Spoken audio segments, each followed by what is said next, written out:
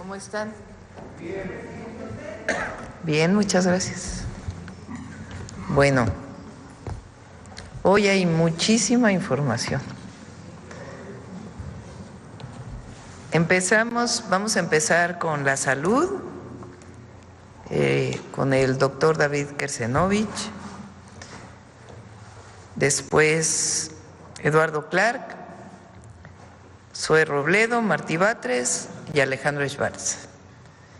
Vamos a hablar de avances en el IMSS, el ISSSTE y el IMSS Bienestar, y también sobre el tema de el sarampión y la tosferina, ¿verdad? Información relevante para todas las familias.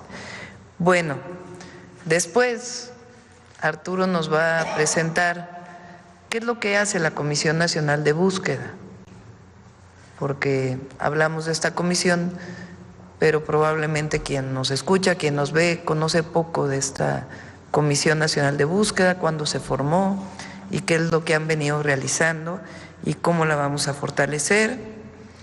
Y después Miguel Elorza, que es del detector de mentiras, nos va a presentar, hoy no nos va a presentar el detector, sino que nos va a presentar la campaña que está en las redes sociales, de narcopresidenta, narcoexpresidente, etcétera, de dónde vienen las cuentas, cuántas cuentas son reales, cuántas cuentas son falsas, cuánto se han gastado en la campaña, porque todo esto se puede obtener muy fácilmente de un análisis de las redes sociales. Entonces vamos a empezar con salud, si les parece. Después de todo esto contestamos las preguntas. A las 10 de la mañana vamos a Pemex, hoy es 18 de marzo, aniversario de la expropiación petrolera, vamos a ir a Pemex a hacer esta conmemoración, este reconocimiento al general Lázaro Cárdenas. Adelante, secretario. Buenos días, presidenta.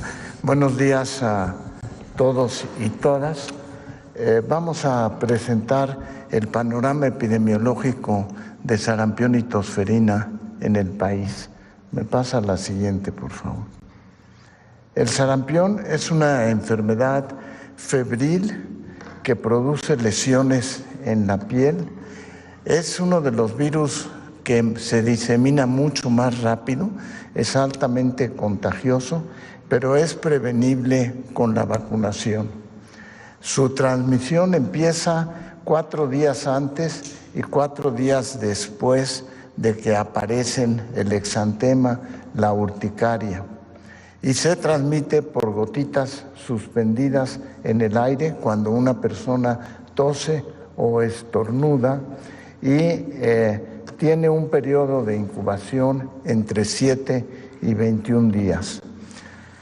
Los síntomas es la aparición de las ronchas que empiezan en la cabeza, se distribuyen después al cuerpo, tienen fiebre, tienen conjuntivitis, congestión nasal y aparecen unas manchas en los labios, en la boca. Factores de riesgo para tener sarampión es no estar vacunado, las bajas coberturas de vacunación, viajar a países donde hay brotes, como por ejemplo actualmente en Estados Unidos, desnutrición o inmunocompromiso. Ese es el cuadro clínico de una persona que tiene sarampión. La siguiente, por favor. ¿Cuál es la situación actual en el país? En Chihuahua se han detectado 39 casos y en Oaxaca hemos detectado 4 casos. Todos ellos vinieron a partir de importación. Los casos de Chihuahua a través de Texas y el caso de Oaxaca, que después contaminó a otras 3 personas de alguien que había viajado a Lagos. En los casos de Chihuahua, el 100% de los casos no tienen antecedente vacunal, o sea, es gente que no se ha vacunado o que no se quiere vacunar. el 67% son hombres, 33% son mujeres, 56% de los casos están entre 5 y 9 años de edad. La siguiente, por favor. ¿Cuál es la recomendación que hacemos para evitar la diseminación de sarampión en el país?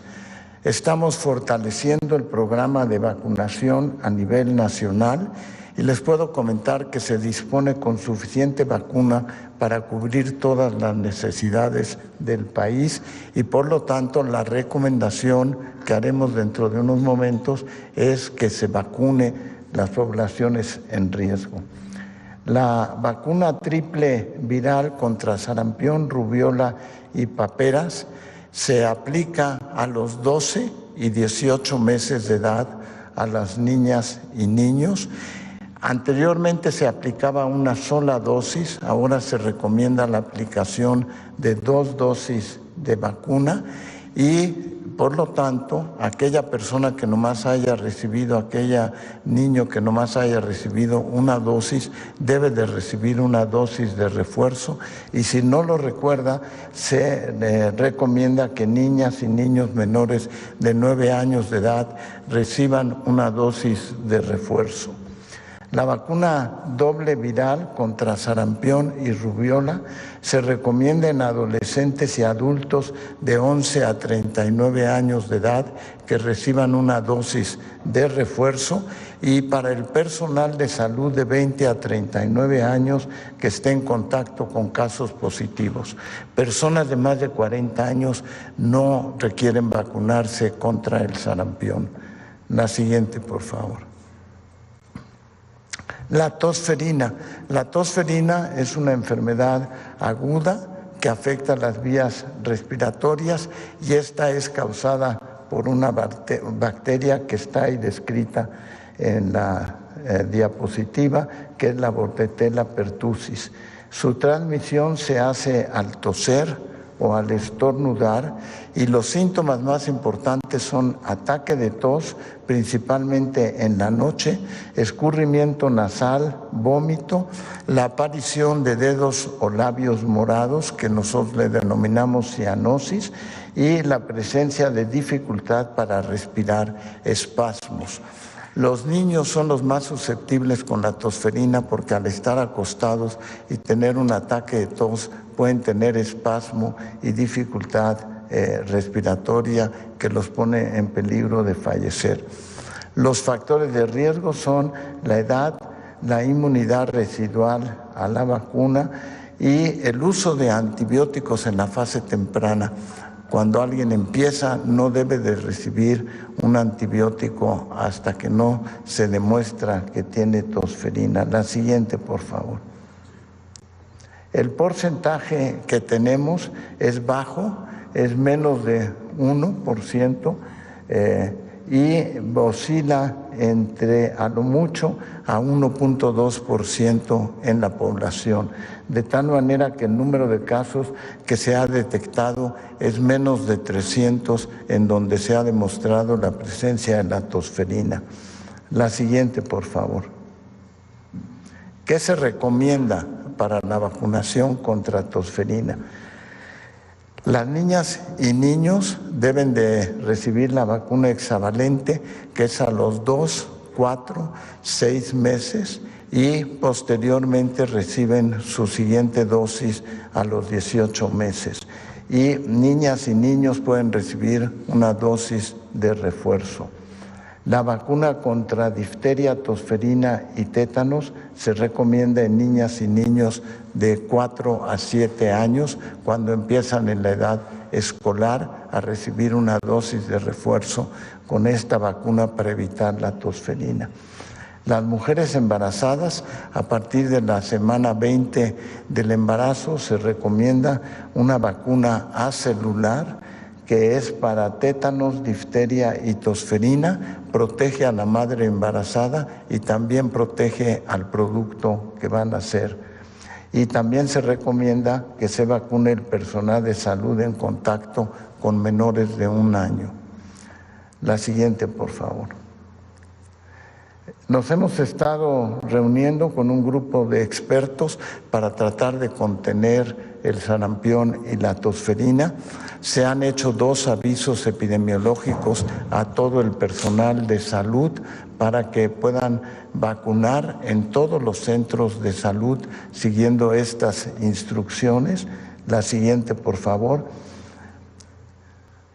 La cartilla nacional de vacunación, tenemos una remesa de 4.4 millones de cartillas y vamos a tener más. Y es muy importante resaltar la importancia que tiene conservar la cartilla de vacunación, porque con el paso de los años se pierde la memoria si se recibió 1 o 2 dosis y por eso estamos recomendando la vacunación con un refuerzo. Y la siguiente, por favor, y última, es que estamos reanudando las semanas nacionales de vacunación. La próxima será del 26 de abril al 3 de mayo, donde vamos a aplicar 14 vacunas en la población en general. Con eso, la recomendación más importante ante este brote de sarampión y tosferina es estar pendiente de los síntomas, pero sobre todo tratar de que las poblaciones en riesgo se vacunen. Todos los centros comunitarios y los hospitales tienen vacuna disponible, así es que esa sería la recomendación. Muchas gracias.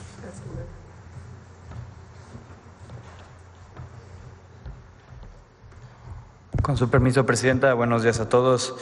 Les vamos a platicar cómo va el avance tanto de la compra y ya ahora sí del abasto y distribución de medicamentos e insumos para la salud del sector salud.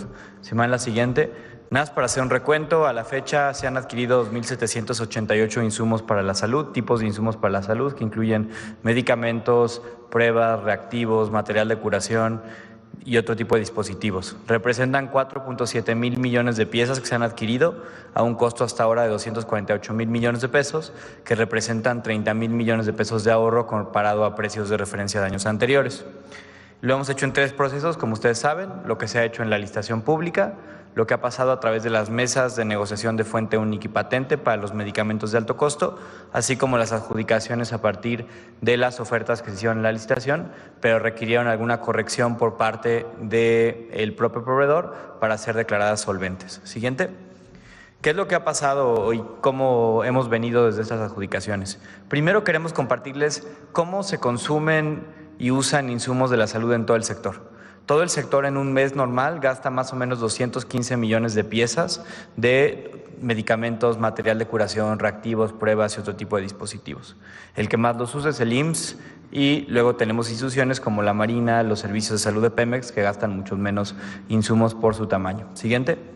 A partir del 1 de marzo comenzamos a solicitar a los proveedores que fueron declarados como ganadores de las adjudicaciones y las licitaciones las piezas que requeríamos. ¿Por qué el 1 de marzo? Porque los contratos indicaban, para darles tiempo de producción, distribución, etcétera, que a partir del 1 de marzo el sector podía solicitar piezas. Entre enero y febrero estuvimos planeando exactamente qué requería el sector para a partir de que inició el mes se emitieron estas órdenes de suministro. En promedio estamos pidiendo en esta primera emisión, que va a ser de manera mensual, 1.5 meses de abasto, es decir, no solo lo que se consume en un mes, sino adicional para ir generando inventarios que puedan ser utilizados de manera más flexible en el tiempo. Esto que ven aquí es cuánto ha pedido cada una de las instituciones.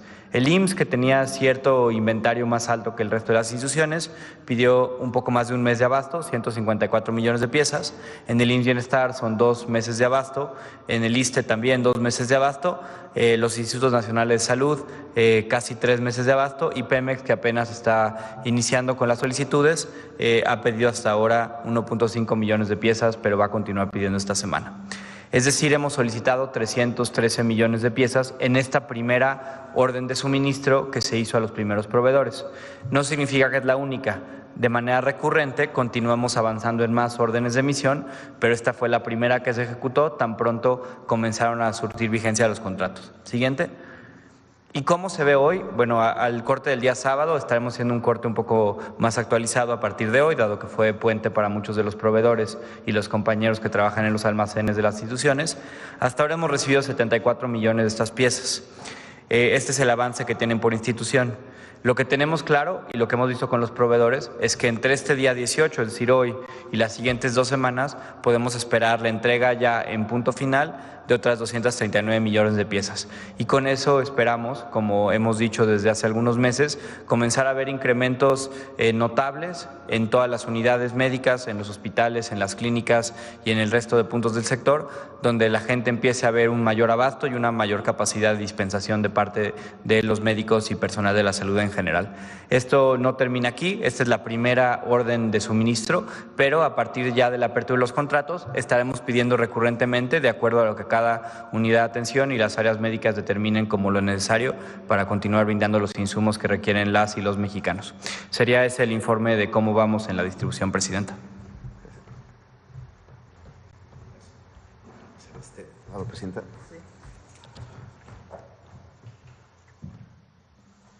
Muchas gracias. Muchas gracias. Con su permiso, Presidenta, muy buenos días a todas y a todos.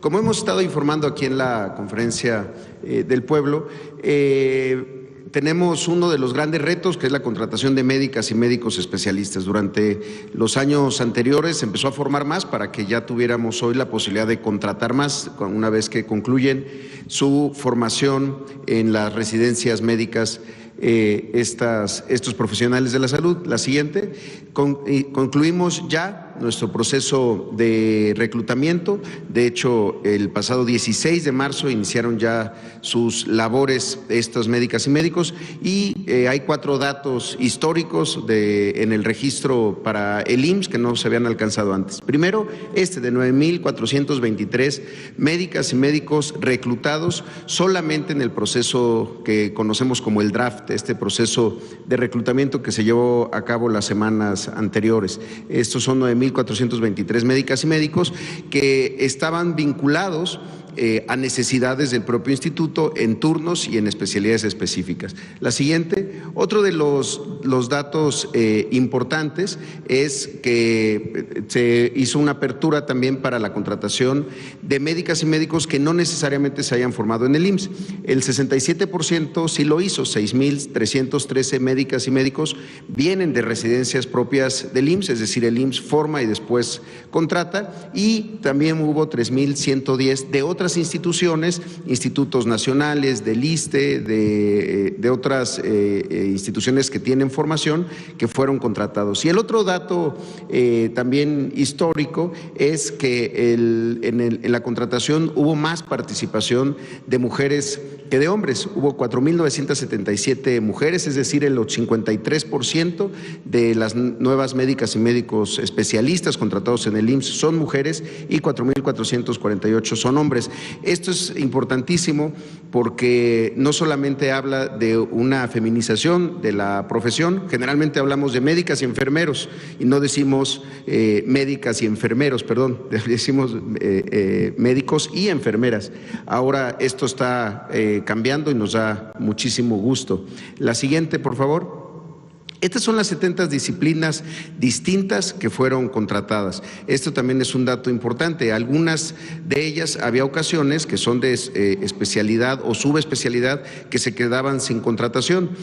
Como lo vemos aquí, las que tienen mayor demanda son medicina familiar, el primer nivel de atención, la parte preventiva, que es la columna vertebral de nuestro sistema de salud, la medicina de urgencias, anestesiología, cirugía general, ginecobstetricia, medicina interna y otras que son menos las contrataciones, pero son importantes también porque son subespecialidades.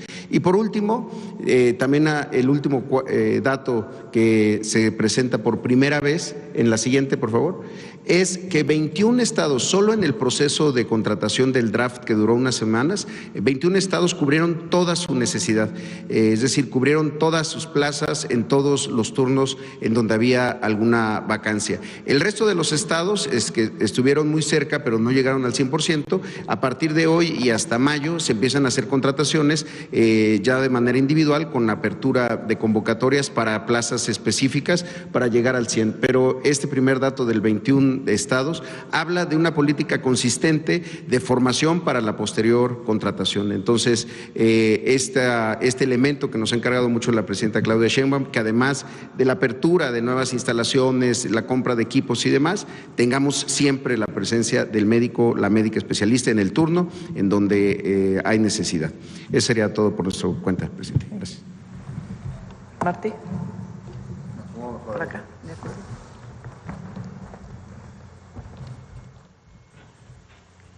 Muchas gracias. Buenos días, presidenta. Buenos días, amigos de los medios de comunicación.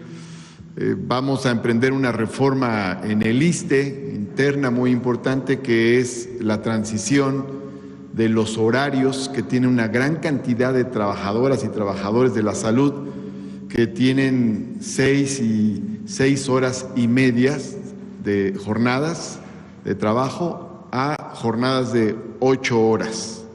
Adelante, por favor. De manera voluntaria. Es una ampliación voluntaria de las jornadas de trabajo de 6 horas y 6 horas y media a 8 horas. Subrayo esto, que es importante porque esto lo está pidiendo mucho la base trabajadora en el ISSSTE, pero también a la institución le interesa.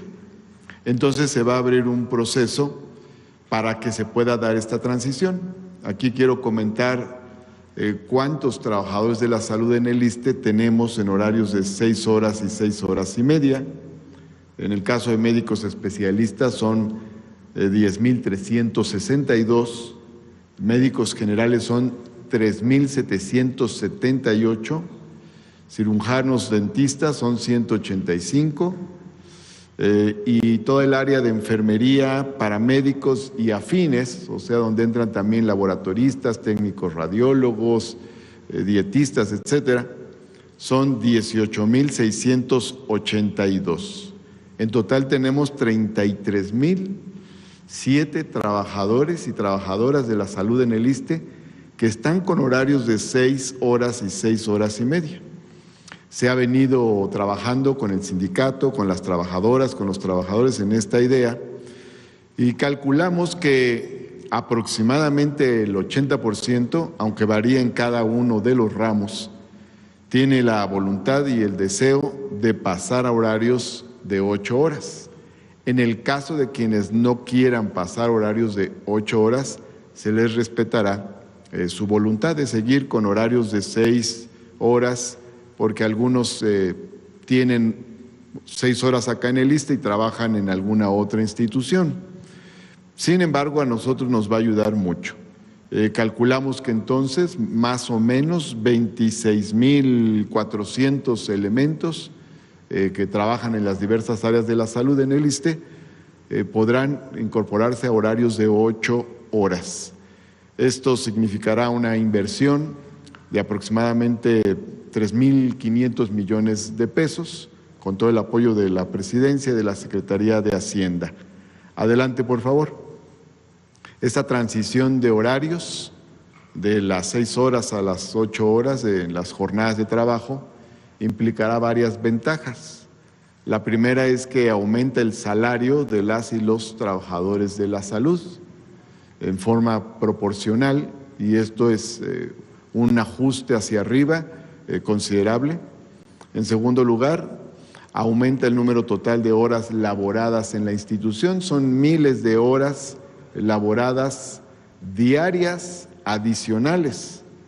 Por lo tanto, esto nos ayuda a disminuir tiempos de espera de la derechohabiencia y nos ayuda a aumentar el número de cirugías que son posibles de realizar y mejora el servicio de salud en general. Entonces, esta modificación va a ser muy importante. El ISSSTE tiene desde hace años este tema de que la mitad de sus trabajadoras y trabajadores se encuentran en horarios de 6 horas y una parte de ellos de 6 horas y media.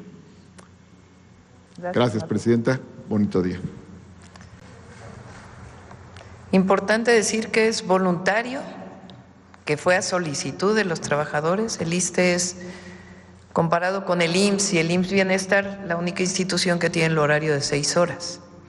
Entonces, muchos médicos, médicas, enfermeros, enfermeras o trabajadores de la salud han solicitado ampliar su horario a 8 horas, nada más que no había los recursos suficientes para poder aumentar sus ingresos y todas las prestaciones asociadas.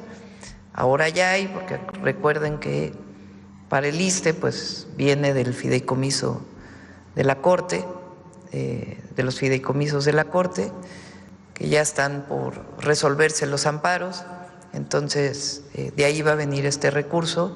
Entonces se reconoce el trabajo y la solicitud de los trabajadores de la salud y al mismo tiempo pues eso beneficia a todos los que somos derechohabientes del ISSSTE.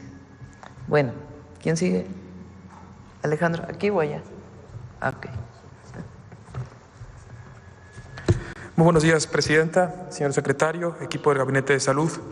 Agradecemos la invitación a este espacio de diálogo circular y como cada 2 semanas informamos sobre los avances en la construcción del IMSS Bienestar como una de las redes de servicios públicos de salud más grandes del mundo. En esta ocasión quisiéramos informar sobre la estrategia de implementación del programa La Muestra Viaja, una iniciativa que se presentó por primera vez exactamente en marzo del 2024, hace menos de un año, por nuestro hoy señor secretario de Salud, el doctor David Kersenovich, durante la exposición de los diálogos por la transformación por una república sana. Siguiente, por favor. El programa La Muestra Viaja consiste en aprovechar la red de servicios del IMSS Bienestar, las capacidades instaladas de nuestros laboratorios y sobre todo las nuevas tecnologías para reducir la carga de costos y traslados al paciente. Elimina la necesidad de ir a un centro de salud o a un laboratorio o a una unidad más grande, permitiendo que las niñas, los niños, los adultos mayores, cualquier paciente del IMSS Bienestar pueda ser atendido desde su centro de salud más cercano, donde se tomarán las muestras y estas serán trasladadas hacia uno de nuestros laboratorios especializados de nuestra institución. Nuestros laboratorios estarán a cargo de procesar la muestra, un trabajo técnico y científico para lo cual ya contamos con los equipos especializados como analizadores de bioquímica, hematología, hemoglobina glucosilada, así como microscopios y centrífugas. Nuestros laboratorios también realizan la emisión de resultados, el cual llegará de manera directa y 100% digital a nuestros pacientes directamente a su celular. Cada muestra que viaja es un paciente que no necesita trasladarse, es un paciente que no se forma, es un paciente que no tiene que regresar por sus resultados. Siguiente, por favor.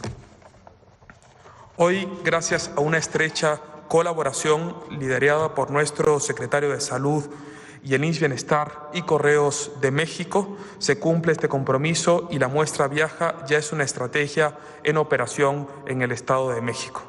A través de 11 zonas de operación, las y los habitantes del Estado de México que acudan al IMSS Bienestar pueden beneficiarse de este programa. Esto quiere decir que quienes vivan en el municipio de Villa del Carbón ya no tendrán que trasladarse cerca de 2 horas, o incluso las personas que viven en Chimalhuacán ya no tendrán que ir hasta Ecatepec para realizarse estudios o recibir sus resultados. 606 centros de salud del IMSS Bienestar en el Estado de México se suman a esta estrategia y podrán tomar las pruebas de laboratorio ahí mismo, en su unidad del IMSS Bienestar más cercana. Ese mismo día serán trasladadas por Correos de México a uno de nuestros 11 laboratorios centrales de análisis clínico. Quiero aprovechar la oportunidad para agradecer el esfuerzo de Correos de México, que han desarrollado un protocolo 100% seguro a través de un embalaje especializado, motocicletas especiales, capacitación a su personal para hacer este proyecto una realidad. Agradezco a las más de 190 operadores de moto y a su directora, la maestra Violeta Abreu, que ha trabajado de la mano con el IMSS Bienestar para hacer las rutas y las cadenas de frío una realidad. Tras procesarse por nuestro personal especializado en el IMSS Bienestar, que verdaderamente han sido muy entusiastas en poder hacer este programa, los resultados llegan para, como he comentado, a los pacientes directamente a su celular a través de un mensaje de texto. Presidenta, gracias al esfuerzo de cientos de personas, de nuestro secretario de Salud y de todo el equipo hoy presente, este programa ya es una realidad en el Estado de México y beneficia a más de 9 millones de personas sin seguridad social. Desde el IMSS Bienestar estamos preparados para realizar las más de 12 millones de estudios al año tan solo en el Estado de México. Y muy pronto estaremos extendiendo este programa a Colima, Veracruz y la Ciudad de México, y antes de que termine el 2025 al resto de nuestro país. Siguiente, por favor. La muestra Viaja incluye una cartera de 30 estudios, los más comunes en nuestras unidades del primer nivel de atención y que ahora podrán realizarse a través de esta modalidad. Todas nuestras muestras, por supuesto, son profesionales y 100% gratuitas en los centros de salud del IMSS Bienestar. Pueden ubicar su centro de salud más cercano a su domicilio a través de nuestra página de internet imsbienestar.gov.mx. Con esto seguimos avanzando en acercar los servicios públicos de salud a todas las personas, trabajando de manera coordinada para ofrecer de manera siempre gratuita más salud en todos los lugares. Nos gustaría presentar el siguiente video sobre esta primera implementación operativa del programa, al que invito a todas y todos los mexiquenses a conocer a su centro de salud más cercano y muy pronto al resto del país. La Muestra Viaja, una iniciativa innovadora que garantiza acceso equitativo a estudios de laboratorio para todas y todos. En el año 2000 me detectaron diabetes. De ese día para acá mi vida ha cambiado. Me mandan cada 3 meses a hacerme unos estudios a la curva. Estoy muy feliz porque aquí en mi centro de salud ya me voy a poder venir a hacer mis estudios. Ya no voy a tener que pararme más temprano, ni voy a tener que gastar, y el gusto que me da es que en mi celular ya me van a llegar mis resultados. El proceso es simple y eficiente. Acudes a tu unidad médica más cercana. Nuestro personal capacitado toma tu muestra con profesionalismo y cuidado. Con apoyo de Correos de México, recogemos la muestra en embalajes especializados, asegurando su correcta conservación y calidad. Cada contenedor cuenta con monitoreo de temperatura, garantizando que tu muestra llegue en perfectas condiciones al laboratorio.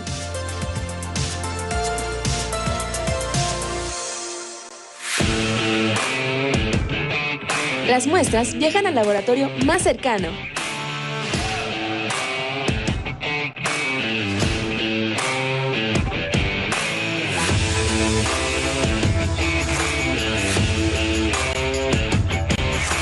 Donde nuestros especialistas las procesan y analizan con la más alta tecnología. Tu salud es nuestra prioridad. Por eso, garantizamos resultados confiables y accesibles desde la palma de tu mano. Con la Muestra Viaja, eliminamos barreras. El beneficio de este proyecto es reducir los tiempos de espera para los pacientes y que no tengan que trasladarse desde su domicilio hasta nuestro laboratorio, sino nosotros como laboratorio acercarnos un poco más a él. Así garantizamos servicios de calidad para todas y todos en todos lados. Gobierno de México. Arturo, cambiamos de tema. Gracias, con su permiso, Presidenta. Muy buenos días a todas y a todos. En seguimiento a la conferencia matutina del día de ayer, en el que nuestra Presidenta de México, la doctora Claudia Sheinbaum, anunció diversas medidas para fortalecer la Comisión Nacional de Búsqueda. A continuación, explicaremos el funcionamiento de esta importante institución dependiente de la Secretaría de Gobernación. Y para eso hemos planteado, como ven en la lámina, una pregunta que ¿qué es y qué hace la Comisión Nacional de Búsqueda? Para nosotros es muy importante que se conozca por todo quienes nos ven y nos escuchan desde las redes sociales o desde su casa. Y decirles que la Comisión Nacional de Búsqueda, que depende de la Secretaría de Gobernación, es el órgano responsable de la localización de las personas, de buscar a las personas que fueron reportadas como desaparecidas o no localizadas. Tenemos estas dos formas de clasificar a las personas que no aparecen. Para ello trabaja con autoridades federales, estatales, familiares de víctimas, garantizando, o eso es lo que buscamos, que la búsqueda sea rápida y efectiva. La comisión tiene 4 áreas con las que organiza todo su trabajo en el país. La primera se llama del Registro Nacional de Personas Desaparecidas y No Localizadas. En esta se contiene el listado, el padrón, el sistema donde están todos los nombres, las fechas cuando se tiene esa información o el lugar de desaparición de las personas que no han sido localizadas. También tenemos una área de acciones de búsqueda que trabaja en campo. También tenemos un área del Centro Nacional de Identificación Humana, que es un área que se encarga de coordinar tareas con las Fiscalías General de la República y las Fiscalías locales en los procesos de identificación humana. Y también tenemos un área de vinculación y de políticas públicas responsable de establecer comunicación con los familiares de las víctimas. Adelante, por favor. Las principales funciones que tiene la Comisión Nacional de Búsqueda son, primero, llevar a cabo la búsqueda con autoridades locales y federales, y quizá esta es la más importante porque la prioridad siempre es encontrar a las personas desaparecidas. Para ello, revisa información en bases de datos de las distintas autoridades para tratar de localizar a las personas desaparecidas y no localizadas cuando éstas han realizado algún trámite posterior a la desaparición. También para tener algunos elementos como domicilios y otros indicios que nos permitan localizarlos. También hace análisis de contexto. ¿Qué es esto? Son estudios que explican las condiciones que existían en un lugar al momento y tiempo de la desaparición de una persona. También vamos a territorio a través de la Comisión Nacional de Búsqueda, es decir, a campo, con especialistas. Tenemos geólogos, antropólogos, arqueólogos, criminólogos, criminalistas, ingenieros geofísicos y geógrafos, por mencionar solamente algunas de las especialidades que tienen equipos técnicos para trabajar. Solo mencionaré algunos datos de los últimos 2 meses y pocos días de este año. Hemos llevado a cabo más de 1,100 acciones de búsqueda en campo y forenses durante los meses de enero, febrero y los primeros días de marzo. Y la Comisión Nacional nos reporta el hallazgo de 173 personas con vida y 134 hallazgos forenses. También queremos comentarles que la Comisión Nacional de Búsqueda maneja, como ya lo adelanté, el Registro Nacional de Personas Desaparecidas y No Localizadas, al que llamamos el REMPENDO, que es este documento que tiene todos los nombres y fechas de desaparición, y también supervisa el cumplimiento del protocolo homologado de búsqueda, que es la guía que nos permite buscar a las personas, el ABC de cómo tenemos que llevar a cabo las actividades todas las dependencias del gobierno. Nos rige la Ley General en materia de desaparición forzada de personas, de desaparición cometida por particulares y del Sistema Nacional de Búsqueda de Personas Desaparecidas. Ahora, respecto al fortalecimiento anunciado ayer por la Presidenta de México en esta Conferencia del Pueblo, adelante por favor, podemos resaltar algunos puntos. Y el primero es que a través del decreto que se ha suscrito se van a fortalecer las capacidades de la Comisión Nacional de Búsqueda con más personal, con mayor tecnología para ser más eficaces y eficientes los procesos de búsqueda ya existentes y los nuevos que se vayan presentando en búsquedas en vida o también en búsquedas forenses. También vamos a ampliar y mejorar la coordinación con las fiscalías locales, las comisiones locales de búsqueda, para homologar mecanismos de registro de personas desaparecidas y no localizadas, así como los protocolos aplicables. Con la Agencia de Transformación Digital y Telecomunicaciones, la interconexión de diversas bases de datos, ya se explicaba ayer, para hacer mucho más fácil el cruce de información y que podamos tener información en tiempo real de diversos elementos que ayudarán a construir procesos de búsqueda de forma inmediata con inteligencia y coordinación interinstitucional, tanto con fiscalías y procuradurías como con las comisiones locales de búsqueda. Adelante, por favor. También algo muy importante para el Gobierno de México es reforzar la coordinación con la Comisión Ejecutiva de Atención a Víctimas y, sobre todo, con los familiares de las personas desaparecidas y no localizadas, darles atención, darles apoyo, el acompañamiento y la asistencia que necesiten, como asistencia jurídica, de seguimiento de salud, también salud emocional, por mencionar solamente algunos de los temas con los que apoya la Comisión Ejecutiva de Atención a Víctimas. Y finalmente se fortalecerán las capacidades de análisis de contexto, de búsqueda, localización e identificación con herramientas y equipos tecnológicos especializados como drones, infraestructura tecnológica como georradares y algunos otros. Decir que el trabajo de la Comisión Nacional de Búsqueda, adelante por favor, ha sido fundamental también en otros dos casos que a manera de ejemplo voy a mencionar, como el caso de la Guerra Sucia, que es un caso nacional, y también el caso Ayotzinapa en esta tragedia ocurrida en Iguala, Guerrero, hace algunos años, hace más de 10 años.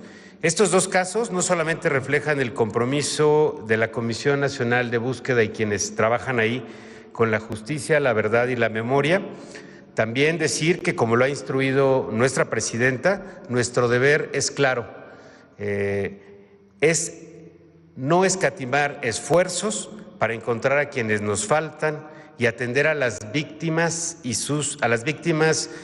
a sus familiares para garantizar que las desapariciones no queden en la impunidad.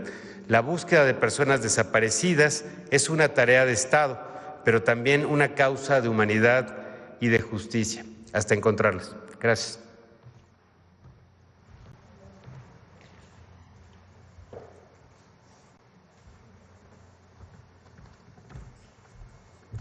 Con su permiso, Presidenta.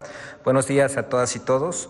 Hoy vamos a mostrar cómo en redes sociales, principalmente en X, antes Twitter, el tema del caso Teuchitlán ha sido manipulado con el uso de bots para generar una narrativa que en primera instancia, hay que decirlo, no es orgánica y persigue intoxicar la conversación, a su vez atacar a la presidenta y a su gobierno, así como al presidente López Obrador. A la siguiente, por favor. En la conversación digital en X, alrededor del tema Teuchitlán, se detecta, como ya se adelantó, una alta participación de cuentas tipo bots de la oposición. Vamos a ver por qué están relacionadas justamente con la oposición. Fueron detectadas 87.866 cuentas bots que han intervenido generando 973.500 publicaciones como retweets, posteos y respuestas a tweets. 48.26%, es decir, poco más de 4.400 cuentas participantes utilizaron hashtag a favor de la candidata del PRIAN en 2024. Y aquí comenzamos justamente a ver la relación. 59.2%, alrededor de 54.500 cuentas participantes utilizaron los hashtags de ataque contra el entonces presidente López Obrador y ahora contra la presidenta Claudia Sheinbaum, y estas cuentas participaron durante la campaña presidencial. Quiere decir que ya tienen varios meses operando. Además de las cuentas artificiales, al ataque se suman cuentas de la oposición nacionales y extranjeras, y estas se hacen más evidentes. Resulta interesante mencionar que si bien estas cuentas son de personajes conocidos, se identifican con la definición de la literatura de los estudios del mundo digital con lo que el concepto de troles, es decir, aquellas cuentas cuya finalidad principal es reventar conversaciones o disminuir el nivel de los debates. Aquí podemos ver a Javier Lozano, Fernando Belauzarán, Xóchitl Gálvez, América Rangel. Además de las cuentas artificiales y estos políticos de oposición que en redes funcionan como troles, al ataque se suman cuentas de la oposición nacionales y extranjeros. Los podemos ver en la pantalla y en la siguiente diapositiva están los actores extranjeros. De esta infodemia hemos detectado que estas dos cuentas justamente han reproducido bastante desinformación sobre temas que tienen que ver con gobiernos o contra gobiernos de Sudamérica y ahora también contra el gobierno de México. Tenemos que ver el antecedente de esta guerra sucia digital para poder relacionar cómo los que ahora atacan, los bots, las cuentas que son robots, atacaron durante la campaña y durante el gobierno del expresidente López Obrador. En ese entonces, la oposición gastó millones de dólares en la guerra sucia, estamos hablando de la campaña presidencial. Entre enero y junio de 2024, la oposición impulsó más de 70 etiquetas en X para atacar al expresidente López Obrador y 92 para atacar a la hoy presidenta Claudia Sheinbaum. Durante este periodo se reportaron más de 33.6 millones de publicaciones de guerra sucia, utilizando cuentas, se dijo en ese momento, en México y en el extranjero, como en Estados Unidos, Colombia, Ecuador y Argentina. Recordemos también que en su momento se expuso que las cuentas bots en Argentina estaban al 3x1, 3 cuentas por $1. La operación de los ataques digitales sostenidos en la plataforma de X durante más de 130 días ininterrumpidos se estimaron por parte de diversos expertos en un gasto de al menos $20 millones en ese entonces. Esta cifra es muy importante, es mucho dinero gastado en una guerra sucia a través de redes sociales. Vamos a ver cómo la oposición ha intensificado la guerra sucia en estos últimos días.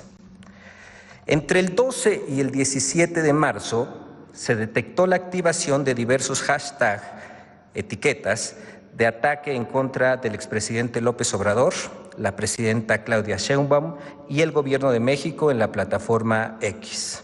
Narco expresidente AMLO, narco presidenta Claudia y luto nacional.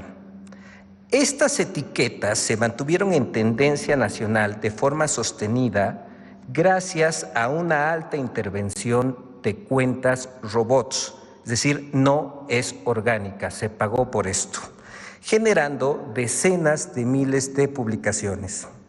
Dentro de las cuentas impulsoras, además de aquellas que son cuentas bots, se ha detectado la participación de personajes políticos de la oposición. Veamos cómo funcionó el hashtag narcopresidente AMLO. En este hashtag suman 235.569 publicaciones realizadas, y ojo por favor aquí en el dato, por 33.593 cuentas tipos bots. 9 de cada 10 de estas cuentas que han participado en la conversación, en esta conversación de narcopresidente AMLO del 12 al 17 de marzo, coinciden con aquellas que han impulsado otras etiquetas de ataques en el pasado. Se activan para generar un ataque, se desactivan y luego se activan para generar otro ataque. 7 de cada 10 cuentas participantes, además, coinciden con aquellas que han publicado mensajes al favor del PRI y del PAN, del PRIAN. Vamos a ver las coincidencias de las cuentas en este diagrama. 33.593 cuentas que usaron el hashtag narcoexpresidente AMLO en total, que son bots. El 92.31%, es decir, 31.011 cuentas bots, participaron en el ataque ahora utilizando el hashtag narcoexpresidente AMLO y participaron en el pasado. Hay una relación de 92.31%. Veamos las cuentas que coinciden con el apoyo al PRIAN. De 33.593 cuentas que usaron de nueva cuenta el hashtag narcoexpresidente AMLO, 72.71%, es decir, 24.427 cuentas, coinciden en al menos una etiqueta en apoyo al PRIAN. De nueva cuenta, queda explícito cómo se reactivan estas cuentas robots. Veamos ahora cómo se generó la etiqueta narcopresidenta Claudia. El hashtag narcopresidenta Claudia suma 127.461 publicaciones realizadas, ojo en este dato, por 25.774 cuentas tipo bots. 25.774 cuentas que no son personas, que no son usuarios de redes sociales, que son robots. 7 de cada 10 cuentas que han participado en la conversación coinciden con aquellas cuentas que han impulsado otras etiquetas de ataque en el pasado, sobre todo durante la campaña presidencial. 7 de cada 10 cuentas participantes coinciden con aquellas que han publicado mensajes a favor del PRIAN. Veamos aquí, son dos caminos. Por un lado, estas cuentas robots atacan en este caso, la presidenta, pero también apoyan al PRIAN. Veamos la coincidencia del ataque en el diagrama. De las 25.774 cuentas bots que utilizaron el hashtag narcopresidenta Claudia, el 71.3%, es decir, 18.377 cuentas, coinciden en al menos una etiqueta de erosión, como narcopresidente AMLO, narcocandidata, etc. Vamos a ver las coincidencias de cuentas en apoyo al PRIAN. De nueva cuenta, de las 25.774 cuentas bots que usaron el hashtag narcopresidenta Claudia, el 72.8%, es decir, 18.506 cuentas robots, coinciden en al menos una etiqueta de erosión. Estas cuentas promovieron etiquetas también a favor del PRIAN, como Xóchitl 2024, Xóchitl Gálvez presidenta, Xóchitl 24, etc. Veamos otro dato importante que muestra cómo no es orgánica esta conversación. El origen de las cuentas de ataque, el origen de estas cuentas robots. En cuanto al hashtag narcopresidente AMLO, 50.4% son cuentas en México, 28.7% son cuentas en Colombia, 12.7% son cuentas en España, 2.2% son cuentas en Estados Unidos y 6% son cuentas de otros países. Hay incluso del continente africano. Desde ahí están las cuentas, las granjas de bots. En cuanto a la etiqueta narcopresidenta Claudia, 47.4% son cuentas en México, 29.6% son cuentas robots de Colombia, 14.4% son cuentas robots en España, 2.6% son cuentas robots en Estados Unidos y 6% coincide con la otra etiqueta, narcoexpresidente AMLO, de otros países. Veamos, por eso se colocó juntas estas dos gráficas, cómo coincide el origen de las cuentas robots que atacan utilizando el hashtag narcopresidente AMLO y narcopresidenta Claudia. Veamos ahora algunas de las cuentas de la oposición que se han sumado a esta guerra sucia. Estas cuentas son cuentas robots que hemos identificado. Está Adrián GR, Valentín Vázquez, Isa Flores Ávila. Los invito a que revisen estos usuarios, estas cuentas, y se van a identificar cómo abundan los retweets, las publicaciones originales son pocas y esas son algunas de las maneras en las que se identifican los robots y se puede ver cómo es inorgánica el funcionamiento de estas cuentas. La siguiente, por favor. Tenemos más ejemplos de estas cuentas de oposición que se han sumado a la guerra sucia utilizando los hashtags narcopresidente AMLO y narcopresidenta Claudia. En la siguiente diapositiva podemos encontrar pues prianistas que se suman a esta guerra sucia. De nuevo menciono que estos usuarios, si bien son identificados, si bien tienen personalidad, si bien tienen una vida pública, en las redes sociales buscan provocar, interrumpir o empobrecer el nivel de las conversaciones o debates. Esto es justamente lo que la literatura del mundo digital, de los estudios de redes sociales, califican como un troll.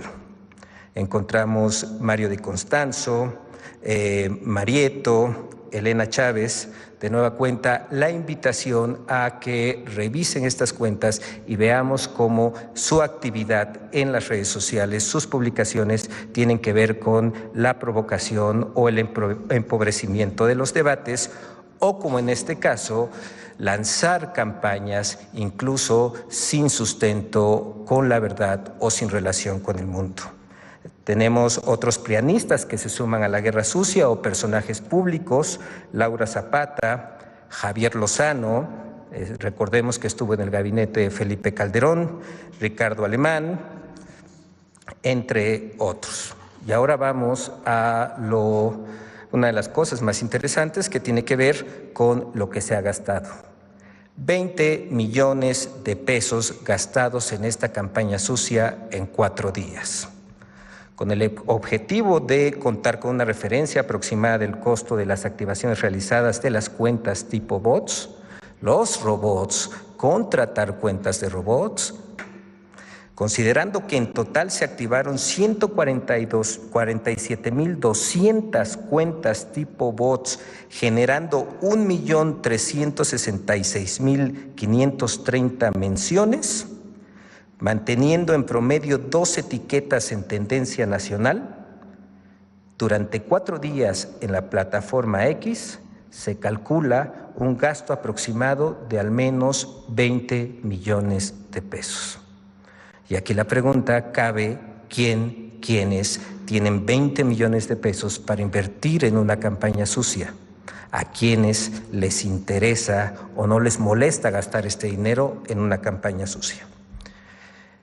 Hemos además localizado impulsores de la derecha extranjera que se suman al ataque, como les mencionaba al inicio. Muy rápido, son Agustín Antonetti, que como les mencionamos hemos detectado mentiras, y Eduardo Menoni.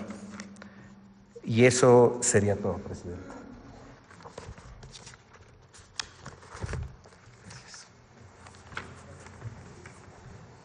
Pues ahí está. Muchas gracias, Miguel. Es una investigación muy profunda que se realizó en particular para este caso, pero que se realiza normalmente cuando hay estos hashtags que se impulsan, estas tendencias que se impulsan y que muestran pues que en realidad no son personas, sino sencillamente están armadas. Lo cierto es que no tienen mucho impacto. Ahí está la campaña electoral, donde mantuvieron por meses estas etiquetas, estas tendencias, y el resultado de la elección fue más de 30% que obtuvimos nosotros frente al segundo lugar. De todas maneras es muy importante denunciarlo, porque alguien está destinando recursos. ¿De dónde? 20 millones de pesos en 4 días para poder levantar una tendencia que es una tendencia falsa. Entonces, esta es una parte de lo que vamos a presentar y vamos a seguir presentando estos temas. Bueno, adelante, ahora sí, mucha información.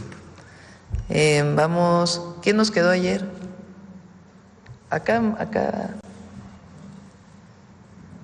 Gracias, buenos días, presidenta. Citlali Guerrero, de Bajo Palabra. Preguntarle al secretario de Salud, ya mencionó que la jornada de vacunación se va a hacer en los centros de salud. Preguntarle si también tienen pensado poner puestos de salud en espacios públicos, en escuela, o como se hacía antes, hacer esta campaña de vacunación casa por casa. Sí, se han puesto centros especiales en los casos donde se han detectado brotes de sarampión, y entonces ahí se han puesto en cabezas municipales puestos de vacunación. También se está viendo la posibilidad de implementar puestos de vacunación en otras áreas, pero en este momento están donde han ocurrido brotes y en las cabezas municipales, además de los centros comunitarios. Gracias. Y preguntarle a Martí Batres, ¿qué va a pasar con el edificio que está actualmente el hospital del ISSSTE en Acapulco? Pues ya que en próximos meses se va a cambiar al nuevo hospital en el centro de convenciones, y de acuerdo al personal de difusión de su área, comentaron que están como haciendo nuevas contrataciones para el nuevo hospital. Preguntar en dónde pueden como checar estas convocatorias para nuevas contrataciones, o si hay un lugar específico que estén como citando para contratar a nuevos médicos en el nuevo hospital del ISSSTE en Acapulco. No, sí, todos van a tener sus médicos. Sobre este último tema, está previsto que los nuevos hospitales, sobre todo cuando existe una ampliación en los servicios o en las especialidades, se hagan nuevas contrataciones. Ya hablaremos de ello con mayor detalle. Varios de estos nuevos hospitales que anunciamos ya aquí en alguna mañanera, los 5, uno de ellos ya se inauguró, el de Pachuca Hidalgo, los otros 4 se van a estar inaugurando este año, el de Acapulco, el de Torreón, Coahuila, Tlajomulco, Jalisco y Tampico, Tamaulipas. Esos son en su mayoría sustituciones de otros hospitales que ya estaban en muy mal estado, como en el caso de Guerrero, en Acapulco, es una sustitución, el nuevo hospital está sustituyendo otro, pero el personal especializado adicional pues se contratará. Ya hablaremos sobre esta convocatoria más amplia, pero se está trabajando en eso. Y también vamos a ver qué sucede con los inmuebles. Los inmuebles pueden tener, digamos, un estado diferente. Algunos podrían seguir usándose, otros no, pero lo vamos a ver en cada caso y ya lo informaremos. Lo importante aquí es que el hospital que va a haber en Acapulco va a ser un hospital muy moderno, muy avanzado, de alta calidad al servicio de la gente y en un estado donde esto es urgente, es fundamental en Guerrero. Además va a ser en Acapulco y esto se va a sumar a toda la reconstrucción que se está dando en Acapulco. Va a ser un gran hospital. Muchas gracias. Presidenta, comentarle que el pasado lunes 10 de marzo el Consejo Consultivo Indígena Afromexicano de Guerrero tuvo una reunión con varios funcionarios de su gabinete, con SADER, con Gobernación, con Bienestar, en donde le enlistaron las afectaciones todavía que hay del huracán John en varios municipios de la Costa Chica de Guerrero. Entre ellos, pues en Copala hay 348 damnificados en viviendas que no recibieron el apoyo el pasado 1 de marzo. Y hay 1,100 agricultores también que fueron afectados. Y sin censar, en San Marcos hay 1,350 damnificados en vivienda y agricultores. En Juchitán hay 900 damnificados. En Azoyú 248. En Tecuanapa 3,680. En Igualapa 150. En Ometepec 500 damnificados en vivienda y agricultores. En Las Vigas 1,200 en vivienda y 1,600 productores. En Cuautepec también, siendo un total de 12,000 familias afromexicanas afectadas en Costa Chica. Y también el pasado jueves 13 de marzo, la gobernadora se reunió con parte de este Consejo Consultivo en Las Vigas, en donde se comprometió a ser intermediaria y ver con usted para que se reanuden el censo, y pues preguntarle si ya tuvo contacto con la gobernadora y como cuál sería la respuesta a todas estas demandas que está haciendo el Consejo Consultivo Afromexicano de Guerrero. ¿De dónde vienen estos datos? Es una minuta de la reunión que tuvieron el 10 de marzo, este lunes 10 de marzo, con la secretaria de Bienestar, con Gobernación y con SADER. Tengo la minuta firmada. Sí, supe que se reunieron. Hay que revisar el número de personas porque se hizo un censo muy detallado en todo Guerrero y Oaxaca, que fueron afectados por el huracán John. En particular se estaba viendo las personas que todavía quedaron afectadas, particularmente en las zonas agrícolas o productivas. Entonces ahí se estaba ya incluso apoyando, pero revisamos con gusto el número y la atención que se requiere. ¿Y se ha platicado con la gobernadora? Sí, hemos platicado con ella. Lo que pasa es que sí es importante hacer una revisión del número, porque sí se hizo un censo muy detallado. Entonces, pero se atiende de todas maneras pues como se está atendiendo en las reuniones. Gracias, presidenta. Y bueno, hay también pobladores de comunidades de los municipios de Coajinicuilapa y Huehuetán, también de Costa Chica de Guerrero, mediante una carta que hicieron llegar a este medio, solicitan su apoyo e intervención para liberación de sus pagos correspondientes a las afectaciones ocasionadas en árboles, corrales, cercas y tierras derivadas de la ampliación de la carretera Costa Chica que concluyó el año pasado con el entonces presidente Andrés Manuel López Obrador, quien se comprometió a pagarles pues por los derechos de vías con un monto de 150 millones de pesos. Habría que revisar cuántos realmente son, ¿no? Sí, porque sí hubo pago en su momento a las personas. Inclusive estuvimos ahí con el presidente en la gira de transición, estuvimos en Coajinicuilapa, tuvimos un evento ahí muy grande. Entonces hay que ver el número realmente de personas que… Hay una carta que le hicieron llegar, si igual no sé si habrá… Sí, pero hay que revisar el número, porque sí hubo indemnización. Entonces hay que revisar el número de personas y las personas que en todo caso no fueron resarcidas. Recuerden, para este caso siempre se tiene que demostrar la propiedad del predio, es una norma. Si no eres propietario del predio, pues difícilmente puede haber pago por derecho de vía, ¿no? Entonces, habría que ver en particular en este caso. ¿Cree que puede entregar la carta que le mandan? Sí, por supuesto, y se les atiende, sí. Pero sí es importante revisar realmente cuántas personas son. Gracias. Una última pregunta, presidenta. Sí. De los proyectos estratégicos que usted anunció el 17 de enero en Acapulco, de Acapulco se transforma contigo, pues, y que ha causado como pues mucha expectación, fue el Maribús. Ya que usted comentó que la Marina iba a ser el proyecto, no preguntarle pues si ya está el proyecto, a cuánto ascendería el monto y si esta inversión de Maribús entraría en el monto de los 8,000 millones de pesos que usted había anunciado de recuperación para Acapulco y si el proyecto tiene considerado incluir a los lancheros, como en su momento lo presentó el exgobernador Ángel Aguirre Rivero, ¿no? Que iba a darle como también trabajo a los lancheros con este proyecto del Maribús. ¿El Maribús va a estar listo este año? Sí, es parte de la inversión que mencionas. Vamos a pedirle al almirante que venga para que vean cuáles son las principales paradas. Primero va a ser una primera fase que se inaugura este año y después va a venir una segunda fase y lo va a operar en este caso la Marina. Ya si requiere trabajadores, pues van a ser contratados. Gracias, presidente. También tú estabas ayer, ¿verdad?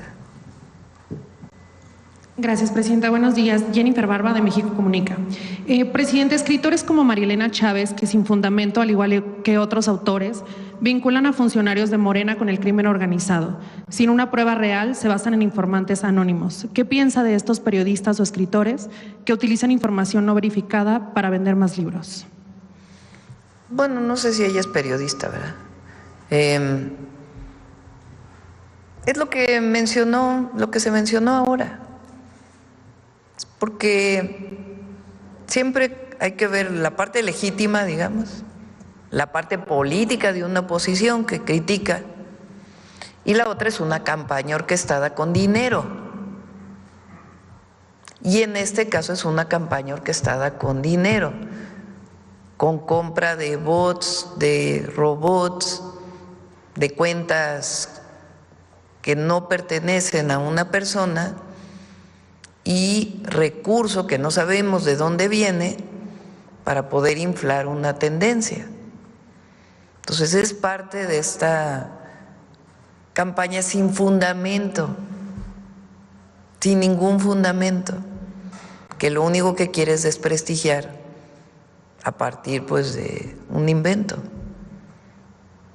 Entonces, narcopresidente lo usaron este hashtag en la campaña, no sirvió de nada. Ahora ya es que narcoexpresidente y ahora narcopresidenta. ¿Qué fundamento tienen? No lo van a encontrar nunca, con excepción de los libros de ciencia ficción de otra periodista, que no tiene tampoco fundamento. Entonces es importante que la ciudadanía, que los que nos escuchan sepan, la cuenta de X es, creo que en México cuenta de X tienen menos del 20% de la población. Y si tienen cuenta no necesariamente la utilizan. Entonces es un sector muy pequeñito. Pero de todas maneras es importante que se conozca que hay dinero, quién sabe de dónde, nacional y extranjero, vinculado con estas tendencias que quieren levantar pues de manera vacía, porque en realidad no son personas. Y claro, hay personajes que no tienen mucha autoridad moral y que se dedican a ser parte pues de esta campaña, ¿verdad? Gracias, presidenta. Distinto, hay que decir, a que la oposición criticara con fundamento. Eso es otra cosa. En México hay debate, hay democracia y se puede discutir. El problema es cuando organizas una campaña con dinero para desprestigiar sin ningún fundamento.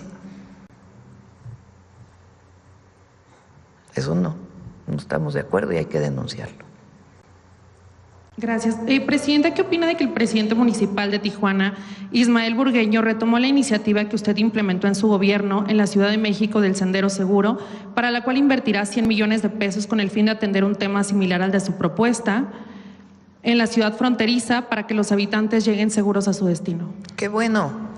En la reunión que tuvimos con presidentes y presidentas municipales hace pues ya un tiempo, hablamos ahí de una parte del destino del Fondo para Infraestructura Social que se va a entregar directamente a las comunidades indígenas y afrodescendientes o afromexicanas. Segundo, hablamos de la posibilidad de promover estos senderos de paz, estos senderos seguros, que lo que hacen es que iluminan, a ver si tienen una fotografía por ahí de algún sendero seguro, iluminan de tal manera que parece de día en la noche, mucha iluminación y una recuperación muy importante del espacio público, acompañado de murales de artistas urbanos. Entonces, pues recuperas el espacio público, eso ayuda a disminuir la inseguridad y también a tener mucho más confianza de salir por las noches de la ciudadanía o acompañar a quienes de por sí tienen que utilizar el camino para poder llegar a sus casas. Entonces, es una muy buena iniciativa. La hizo Clara Brugada en Iztapalapa, la hicimos nosotros en la ciudad, la hicieron varios alcaldes en la Ciudad de México y ahora pues está llegando a otros lugares de la República, que es muy bueno. Muchas gracias. Presidenta, por último, ¿qué opinas sobre el video de los 238 venezolanos pertenecientes al Tren de Aragua que fueron enviados a El Salvador a la megaprisión de Bukelele? ¿Cree que esto le pueda pasar a los ciudadanos mexicanos? ¿Qué pasaría si el presidente Trump decide mandarlos a estas cárceles? Y si pasa, ¿qué acciones tomaría el gobierno mexicano?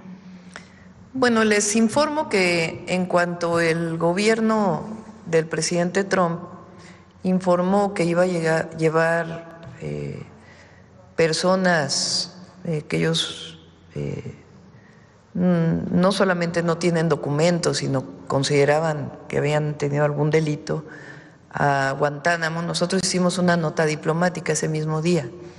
Lo envió el canciller a la Embajada de Estados Unidos.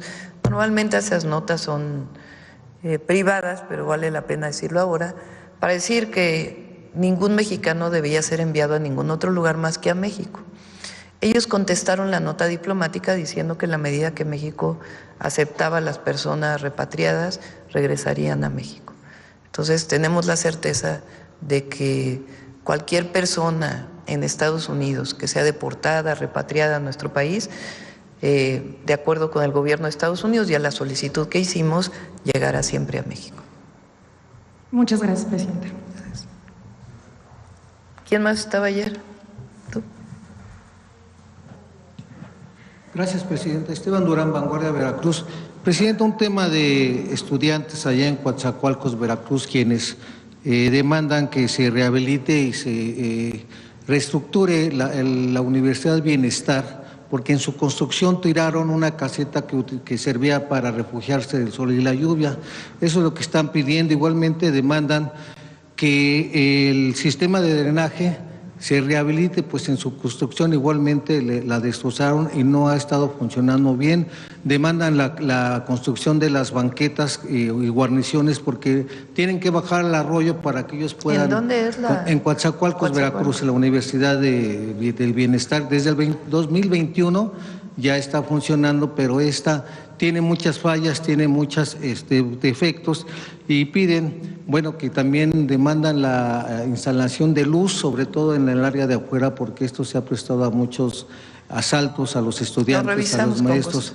Esa es la petición de los estudiantes de allá de Coatzacoalcos, Universidad de Bienestar. Sí, presidenta, gracias. Y en otro tema sobre el ISSSTE, ¿qué pasó con las tiendas estas que ayudaban mucho a la economía de la familia? Sobre todo había una en Poza Rica y en otros municipios de Veracruz. Están haciendo muy buen trabajo ahí, Martí. Sí, igualmente también la que había en la Narvarte, una tienda muy grande del ISSSTE con muy buenas ofertas. Señalan que esa desde hace mucho se cerró, inclusive se tenía el rumor de que se había vendido el terreno, pero que no se podía hacer porque este era un terreno cedido en el gobierno de Carlos Salinas de Gortari.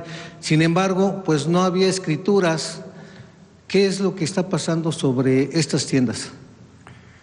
Bueno, como ustedes saben, las tiendas de Superiste son una de las 22 prestaciones sociales que tiene el ISSSTE a su cargo. Es una prestación muy importante. Estas tiendas de Superiste son para derechohabientes y también para no derechohabientes, para las comunidades que están en las zonas donde se encuentran estas tiendas. Se está haciendo un trabajo muy bueno. Ahí tenemos como directora a Dunia Ludlow, que está al frente de las tiendas de Superiste. Y quiero comentar que en el lapso de 5 meses, las ventas de Superiste se elevaron en un 61%. De hecho, ya en el primer mes que estuvimos al frente del ISSSTE, me reportaba el equipo de compañeros de Superiste que había aumentado en un 12% las ventas y el siguiente mes siguieron aumentando, no han dejado de aumentar. Tenemos una tienda en Nayarit que aumentó sus ventas en un 300%. Una parte de todo ello se debe a que se han incorporado nuevos elementos. Por ejemplo, en todas las tiendas se están vendiendo los libros del Fondo de Cultura Económica. Hicimos un convenio ahí con Paco Ignacio Taibo. Se incorporaron también, o se reincorporaron, los productos perecederos. Ya no se vendían frutas ni verduras y ahora hay frutas y verduras y tenemos jornadas especiales los lunes con productores que directamente llevan del campo a las tiendas de Superiste estos productos y en próximos días se van a incorporar cárnicos también.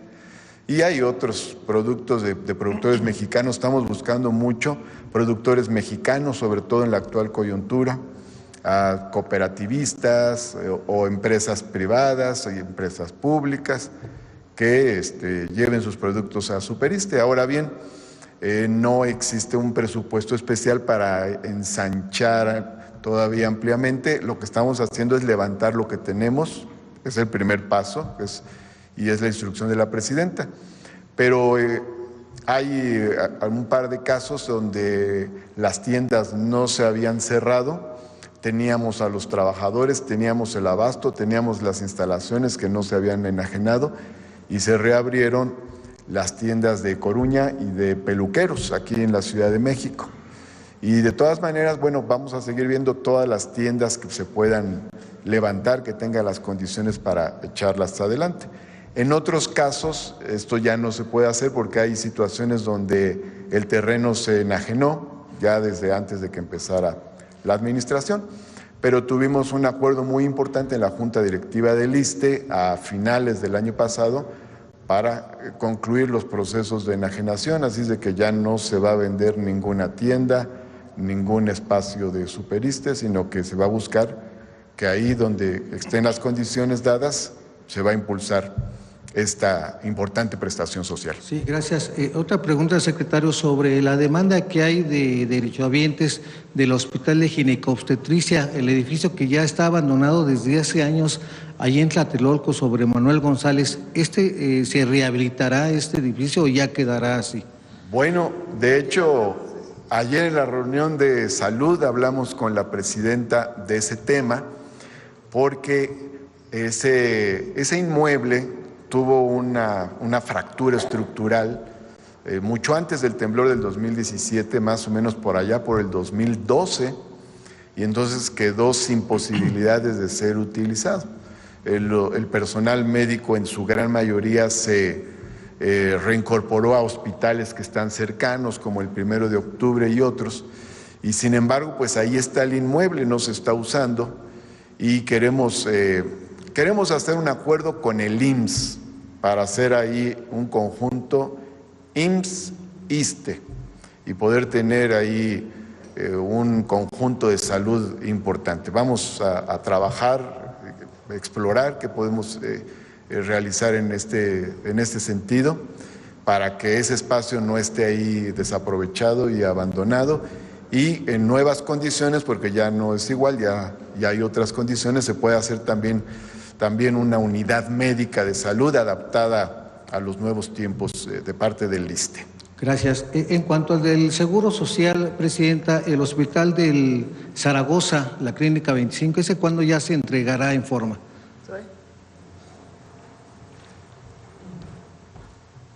Sí, muchas gracias. El hospital, la Clínica 25, allá en Calzada Zaragoza, en Iztapalapa, es uno de los proyectos más importantes que hemos hecho en los últimos años. Como ustedes saben, se dañó durante el sismo, no se hizo nada de los años siguientes, todo 2017, bueno, los meses 17 y el 18, y en 2019 encargamos la demolición. Primero fue todo el proceso de demolición, luego la construcción con Sedena. El hospital es una de las obras, dicho por los ingenieros militares, más complejas por la ubicación en la que está y por la necesidad, pues, de garantizar la seguridad. Los Reyes La Paz, San Vicente, Chicoloapan, Ixtapaluca, Chalco y Ecatepec, en donde pues los habitantes ven con preocupación cómo están creciendo las gaseras clandestinas. Esto se ha convertido en una bomba de tiempo y en la que pues no ha habido ninguna medida de seguridad o control de protección civil. Acusan que pues hay una completa indiferencia por parte del secretario, del director de Protección Civil Estatal, y en la cual también los mismos alcaldes de esos municipios acusan este desinterés de Adrián Hernández Romero. Pues no hay ninguna revisión, ninguna clausura. Ellos demandan que haya una revisión exhaustiva, si es posible que esté también supervisada por las fuerzas federales para que determinen si es legal que estén ahí.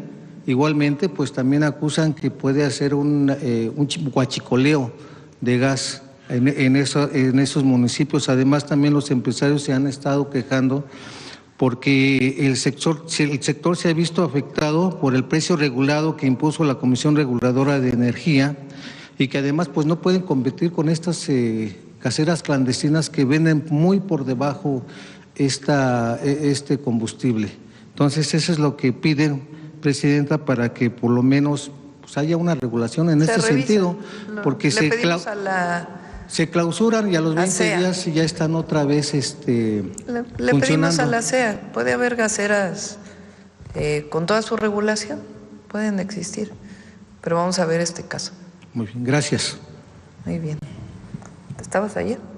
No, pero bueno, de una vez.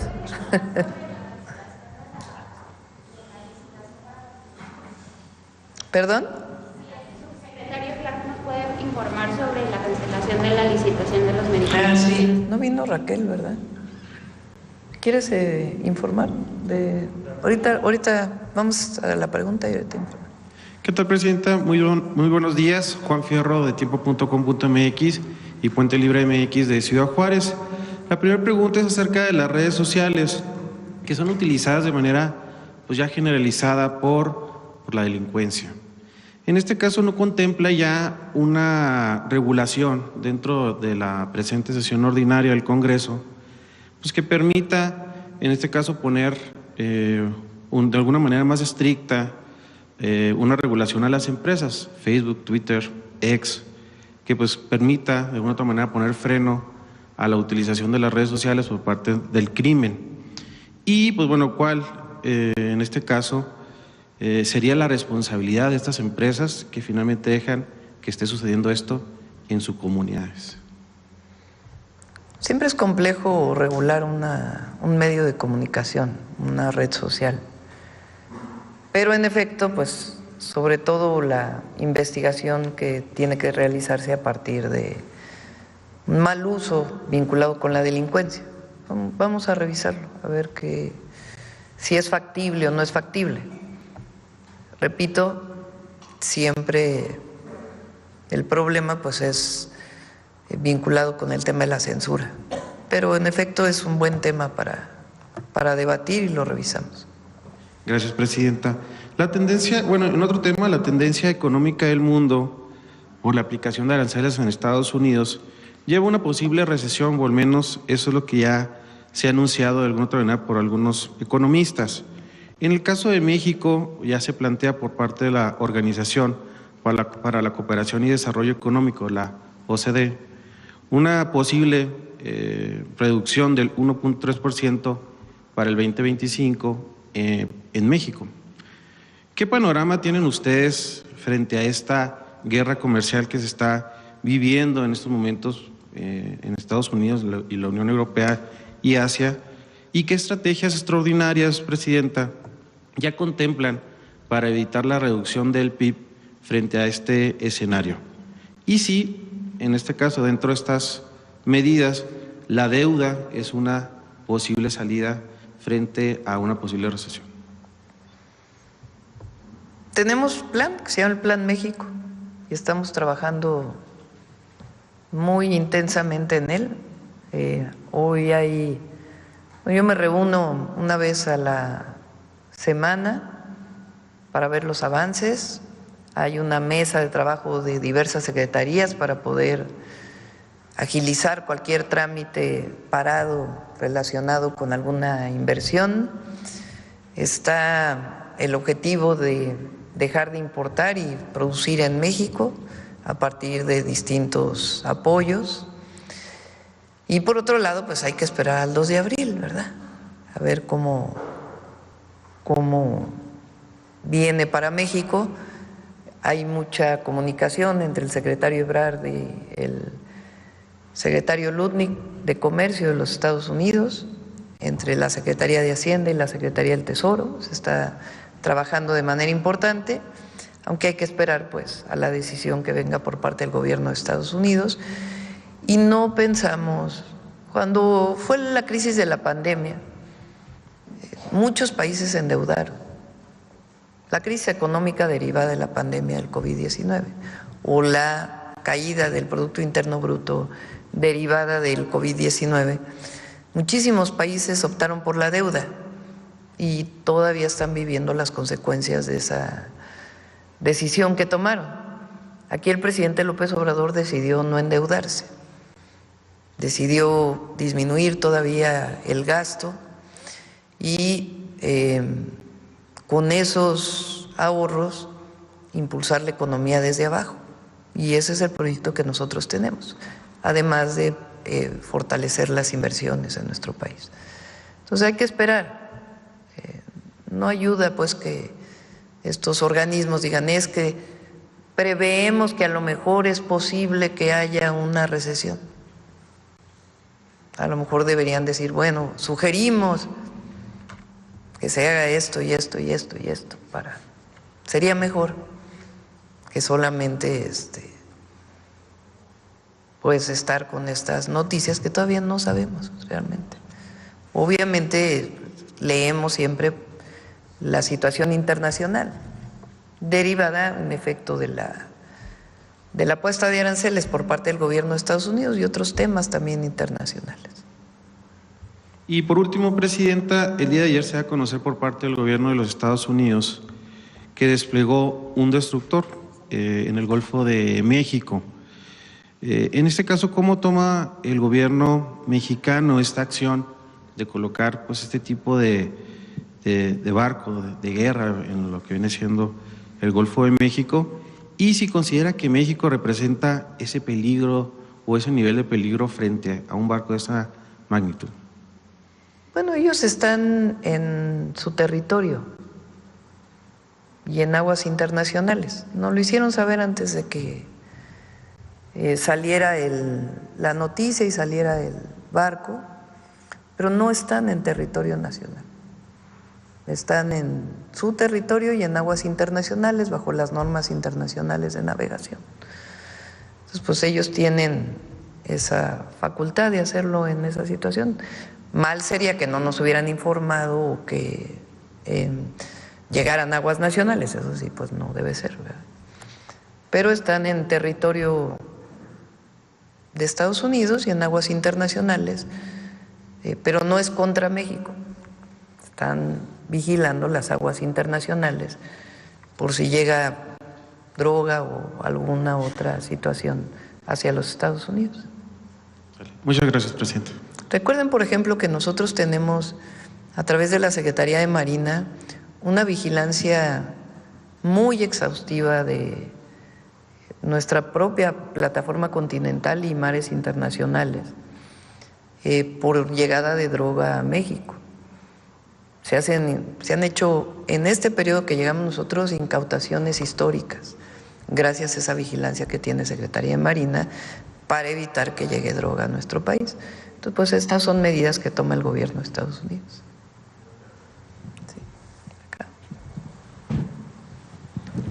Gracias, Presidenta. Olga Ojeda Lajuz, corresponsal de Imagen del Golfo, de Imagen de Veracruz y Diario del Istmo. Presidenta, quisiéramos saber si es cierta la versión que se difundió en medios este lunes que apunta a conversaciones entre Pemex y el empresario Carlos Slim para realizar trabajos de aprovechamiento en dos de los yacimientos de crudo y gas natural más prometedores del país, entre ellos Ixachi, ubicado en Tierra Blanca, Veracruz. De ser verdad, ¿cuál sería la participación del empresario? Y bueno, y si se descarta este hecho, me gustaría saber cuál es la proyección que tienen en este campo, ¿no?, en cuanto a la producción nacional. Viene el trabajo de Ixachi, de la empresa, no sé si es Ideal o cuál de las empresas derivadas del Grupo Carso o filiales del Grupo Carso, viene desde antes, no es de ahora. Lo que estamos planteando nosotros con diversas empresas, y tiene que haber una revisión, es la posibilidad de hacer contratos mixtos, que ya también venía desde antes esa posibilidad, en la medida en que es parte de las nuevas leyes que ya se aprobaron. El porcentaje mayor, 90%, lo produce Pemex. Y hay un margen que viene de empresas privadas, que viene de la reforma del 2013, y un margen de contratos, en donde hay participación privada y pública. Ese margen de contratos privado y público ahora lo estamos haciendo más transparente en las nuevas leyes. Y ahí se plantea, por ejemplo, que si hay, lo explicó Víctor cuando vino aquí el director de Pemex, si hay la posibilidad de un contrato mixto, lo tiene que autorizar el Consejo de Administración, tiene que considerar en primer lugar el pago del derecho para el bienestar de petróleo, que es el 30%. Tiene que considerar los gastos de operación y después lo que queda se divide entre la ganancia del privado y la ganancia de Pemex. Ese es, digamos, el esquema de posibles contratos mixtos con Pemex. Están regulados, están planteados claramente y es un porcentaje de la producción. Entonces, en este caso sí se está viendo con las empresas del Grupo Slim, pero no tiene nada de malo, no hay nada que ocultar, y se está revisando en el marco también de las nuevas leyes. Ah, perfecto. Sí. Solo queríamos confirmar. Y muchos de ellos vienen también de Isachi, por ejemplo, ya participaba sus empresas en la explotación del petróleo. Sí. Muy bien. Y en un tema más local, Presidenta, en el puerto de Veracruz hay el programa de vivienda, usted lo ha anunciado, está incluido Veracruz, pero nos gustaría saber qué pasa con las viviendas que ya se adquirieron previamente en los gobiernos neoliberales y que son fraccionamientos que todavía hoy en día siguen sin tener los servicios básicos o siguen pagando casas pues de muy mala calidad. Si tienen previsto. Sí, vamos a pedirle la próxima vez que vengan los de vivienda que lo expliquen. Les adelanto, se está haciendo un censo. Recuerden que durante el periodo principalmente de Fox y de Calderón se construyeron muchísimas viviendas muy alejadas de los centros urbanos, muchos de ellos sin servicios, que en realidad representaban negocios inmobiliarios más que el acceso de la vivienda a la gente. Son parte también pues, de todo lo que nos ha platicado Octavio Romero aquí. Muchas de esas viviendas están abandonadas. Se hablaba incluso de 600,000 viviendas abandonadas en el país, de viviendas que se hicieron con créditos Infonavit. Entonces, lo primero que estamos haciendo es un censo. Muchas de esas viviendas hoy están ocupadas por personas, ya sea que pagaron sus créditos o por otras personas que llegaron, digamos, sin permiso a ocupar estas viviendas. Lo cierto es que tenemos que resolver esa situación. Entonces, lo primero es hacer un censo y se está trabajando un esquema de que las personas que viven ahí tienen que ser legítimos, no tiene que haber delincuencia, obviamente, en ese sitio, puedan adquirir esa vivienda a través de una desincorporación del Infonavit. Primero, que nadie esté pagando esa vivienda. Segundo, que se desincorpore del Infonavit y que pueda ser recuperado por la Comisión Nacional de Vivienda para que las personas que ya la habitan las puedan adquirir a muy bajo precio y obviamente resolviendo todos los problemas de servicios junto con los municipios, o ver de qué manera se pueden ocupar esas viviendas con un esquema distinto. Entonces, se está trabajando en un plan y aquí ya lo presentamos cuando pues, lo tengamos totalmente acabado. Por lo pronto, se está realizando el censo de todas esas viviendas. Perfecto, muchas gracias. Y ya como último, me gustaría comentarle, bueno, que ya hace 8 años en el puerto de Veracruz se cerró el Baluarte de Santiago, un museo muy importante para la región. Y bueno, fue cerrado y se supone que era temporalmente para realizar trabajos de remodelación. Sin embargo, hasta antes de eso, el inmueble existía como museo de sitio, pues era muy importante de las joyas de Veracruz, para el turismo. Quisiéramos saber qué conocimiento tiene del tema, si se va a reabrir o que si puede intervenir para que se vuelva a abrir pues, monumento histórico, ¿no? Museo histórico de Veracruz. Lo revisamos con Rocío Nale, con gusto. Gracias. Bueno, a ver, enséñenme el Sendero Seguro, a ver si tienen algunos.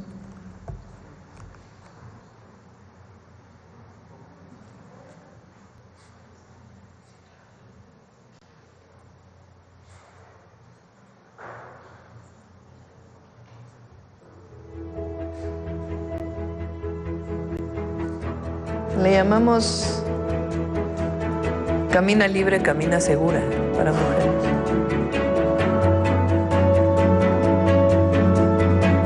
Cesantes.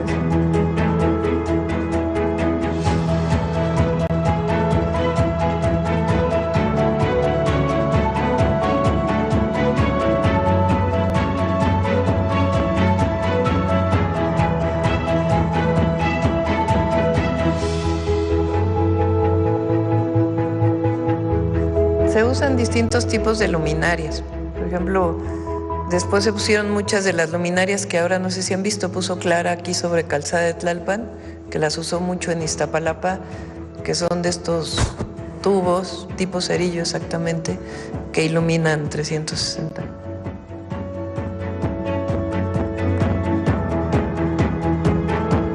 pues es un rescate urbano y se ilumina para seguridad. Eso es lo que quiere hacer ahora el presidente municipal de Tijuana.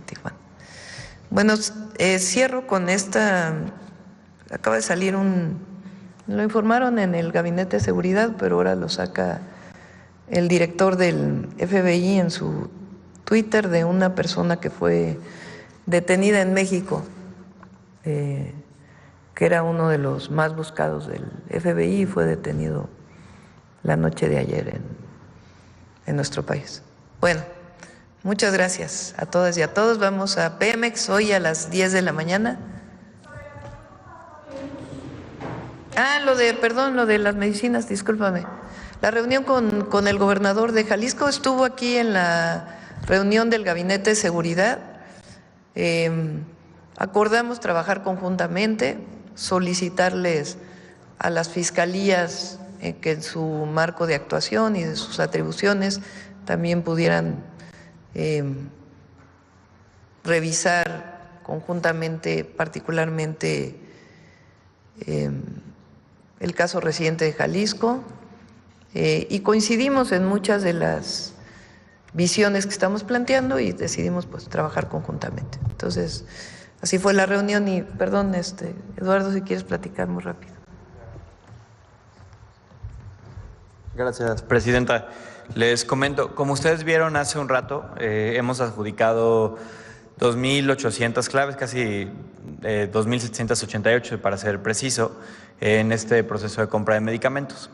De esas claves, a la hora que uno las evalúa y ve las mejores ofertas que ha provisto toda la industria farmacéutica nacional e internacional, el 94% de ellas identificamos que se compraron al mejor precio posible y de hecho con precios inclusive mejores que años anteriores.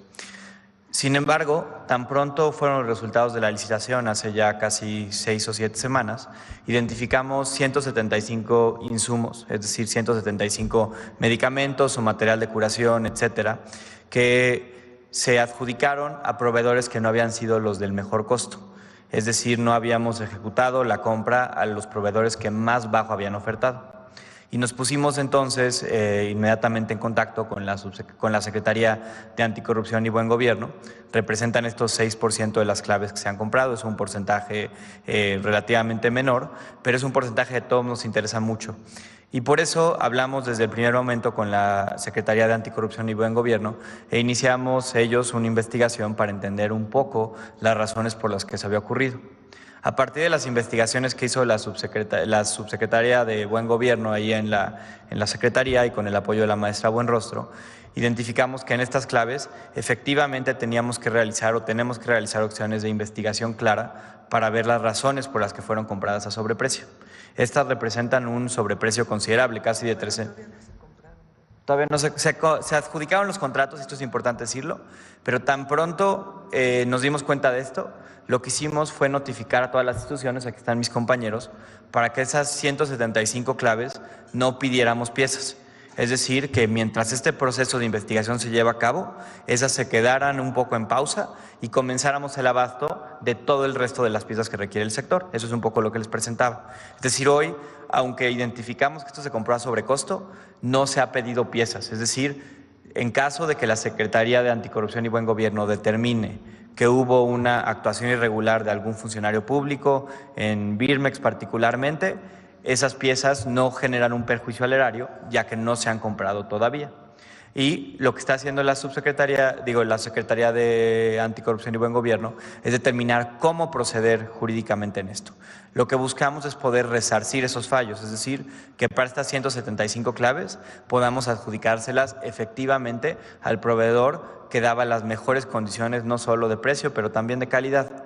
Mientras tanto, y es algo que la propia presidenta le informamos desde hace algunas semanas, se separaron del cargo las personas que participaban en estos procesos dentro de Birmex. ¿Con qué objetivo? De que la investigación pueda correr su curso, pueda ser determinada la responsabilidad o no por parte de la Secretaría de Anticorrupción y Buen Gobierno y a partir de esos resultados determinar qué claves tienen que ser readjudicadas. A mí lo que me gustaría dejar muy claro es lo siguiente. Primero, como ya reforzaba la presidenta, donde hemos identificado posibles indicios de corrupción o compras equivocadas por cualquier razón, no estamos comprando esos medicamentos, están en pausa de aquí a que se determina efectivamente cómo ocurrió. En segundo lugar, que estamos privilegiando el abasto de todas las claves donde identificamos claramente que se compraron en las mejores condiciones y representan, como les comento, prácticamente el 95% de lo que hemos comprado. Esas son las claves que están llegando, que estamos peleando, que estamos ya comenzando a ver pues llegar a los hospitales y los centros de salud. Y en tercer lugar, y tal vez la más importante de todas, es que queremos dejar claro que en estos procesos de compra de medicamentos e insumos para la salud no hay ni un solo espacio para la corrupción y que cualquier indicio que tengamos de corrupción vamos a hacer lo mismo que esta ocasión, frenarlo, investigarlo y encontrar a quien sea responsable y poder además dar entonces no solo las mejores condiciones de precio al gobierno mexicano, los mejores medicamentos a los pacientes que se atienden en el sector, pero importantemente dejar una línea clara con la industria farmacéutica que no hay espacio para ese tipo de prácticas desleales de aquí en adelante.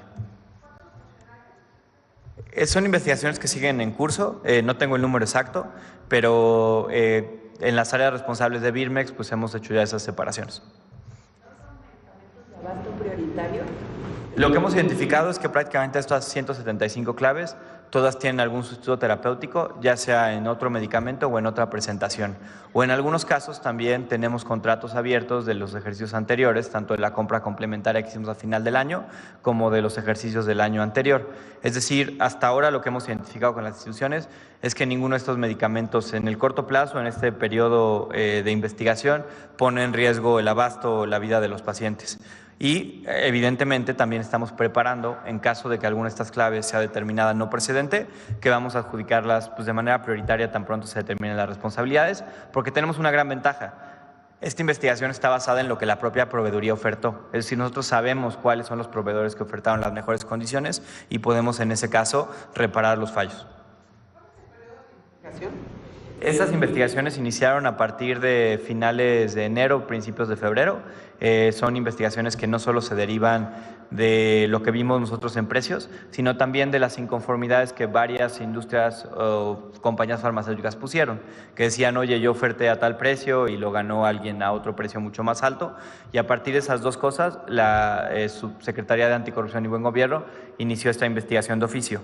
Lo que ustedes vieron la semana pasada es algo que ocurre en todas las investigaciones, procedentes o no, resultado de una inconformidad de un proveedor o participante de una licitación, que es la Secretaría de Anticorrupción y Buen Gobierno, solicitando la opinión o el derecho a réplica de las posibles personas afectadas por este proceso.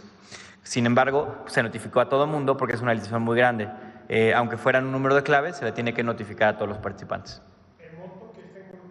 Subsecretario.